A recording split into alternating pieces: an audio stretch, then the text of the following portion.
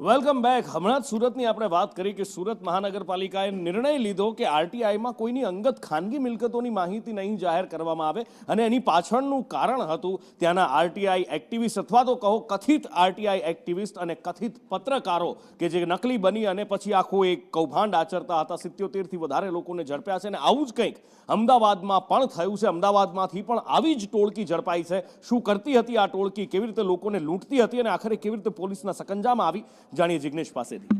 અનુકૂળ વાત કરવા જો ટોળકી અમદાવાદ પોલીસે પકડી છે, ગાયકવાડ હવેલી પોલીસે તેમાં એક બિલ્ડર પાસેથી તેમને 2000 એટલે કે વર્ષ 2020થી લઈને 2024ના 4 વર્ષના સમયગાળામાં તેમની પાસેથી 24 લાખ રૂપિયાની ખંડણી આ આરોપીઓએ વસેલી હતી. આરોપીઓનું મુખ્ય કામ એવું હતું કે કોઈપણ બિલ્ડર અથવા તો મોટા ગજાના વ્યક્તિ જેનું કામ ચાલતું હોય તેના વિશે આરટીઆઈઓ કરવી, તેની માહિતી મેળવવી અને તે આરટીઆઈનો દુરુપયોગ કરી કોઈપણ રીતે તે વ્યક્તિને દબાવો, ડરાવો, ધમકાવો અને તેની પાસેથી રૂપિયા પડાવવા. આવા 4 આરોપીની ધરપકડ કરવામાં આવી છે, જેમાં એક જ્વલિત ખત્રી કે જે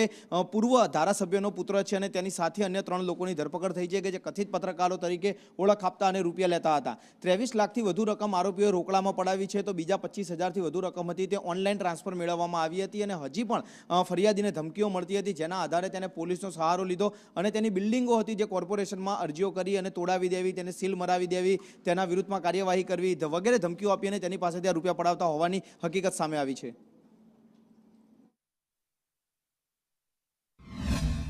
અને ટોટલ જે 6 આરોપીઓ છે એમાંથી કુલ 4 આરોપીઓની ધરપકડ કરવામાં આવી છે અને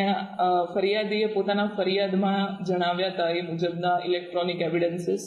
અને એની ઉપરાંત તપાસમાં જે જણાઈ આવે એ તમામ એવિડન્સીસને બધું કલેક્ટ કરવામાં અત્યારે